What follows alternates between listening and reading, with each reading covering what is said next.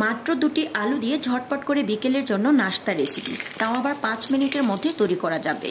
কতটা ক্রিস্পি হলে এরকম সুন্দর একটা সাউন্ড হতে পারে। আপনার হাতের কাছে মাত্র 2টি আলু থাকলেই এই সুস্বাদু এবং কালারফুল স্ন্যাক্সটি ঝটপট করে তৈরি করে নিতে পারবেন। ফুল রেসিপি দেখতে let's get cooking and welcome back to Dilshaharaj world. আমি এখানে 3টা কাঁচা আলু ছিলে নিয়েছি। আপনি চাইলে মাত্র একটা আলু দিয়েও কিন্তু বেশ অনেকগুলো নাস্তা তৈরি করতে পারবেন। ছিলে নিয়ে আলুগুলোকে একবার পরিষ্কার পানি দিয়ে ধুয়ে নিচ্ছি। এতে করে হবে কি, আলুর ব্যাক সাইডে যে একটা এক্সট্রা কষ থাকে এগুলো কিন্তু ধুয়ে যাবে। এখন একটা গ্রেটার নিয়েছি। গ্রেটারের মোটা যে সাইডটা আছে এটা দিয়ে এই আলুগুলোকে খুব ভালো করে গ্রেট করে নিচ্ছি। আলু গ্রেট করার এই কাজটা চাইলে নাইফ অথবা বটি দিয়েও কিন্তু আপনি খুব ইজিলি করে নিতে পারবেন।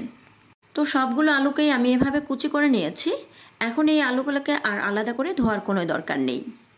এখন আমি গ্রেট করে রাখা আলুগুলোকে মশলা মাখিয়ে নিচ্ছি। দিচ্ছি হাফ টি স্পুন করে হলুদ গুঁড়া, লাল মরিচের গুঁড়া, লবণ আর হাফ টি স্পুন দিয়ে দিচ্ছি চাট মশলা। তো যাদের হাতের কাছে চাট মশলাটা থাকবে না তারা চাইলে এখানে নুডলস মশলা অথবা ভাজা জিরার গুঁড়াটা ব্যবহার করতে পারেন।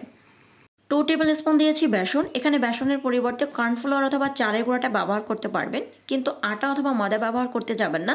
এতে করে হবে কি, স্ন্যাক্সের যে একটা ক্রিস্পিনেস থাকে এটা কিন্তু পাবেন না।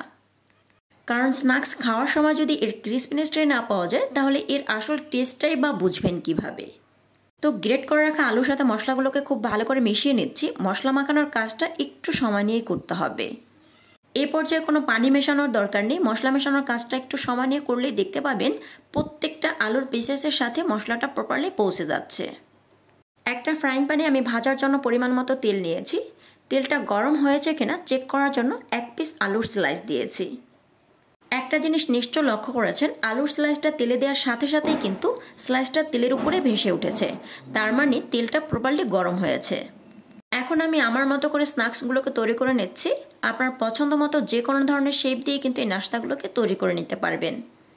আলু দিয়ে যে এত শর্ট টাইমে সুন্দর এবং কালারফুল একটা নাস্তা তৈরি করা যায় এটা কিন্তু অনেকেরই অজানা। তো চুলার আঁচ হাই এবং মিডিয়ামের মাঝামাঝি রেখে নাস্তাগুলোকে ভেজে নিচ্ছি।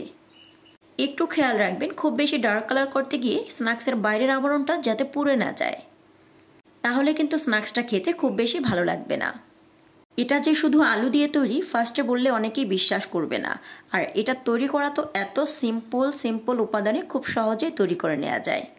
স্ন্যাক্সটা ভাজতে ভাজতে এক্সপ্লোসিভ একটা ফ্লেভার বের হয়েছে আর এটার টেস্ট জাস্ট ওয়াও।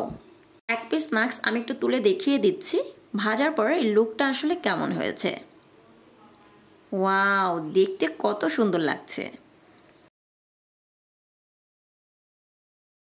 পটেটো স্ন্যাক্সগুলো ভাজা হয়ে গিয়েছে। এখন এগুলোকে তেল নিংড়ে তুলে নিচ্ছি।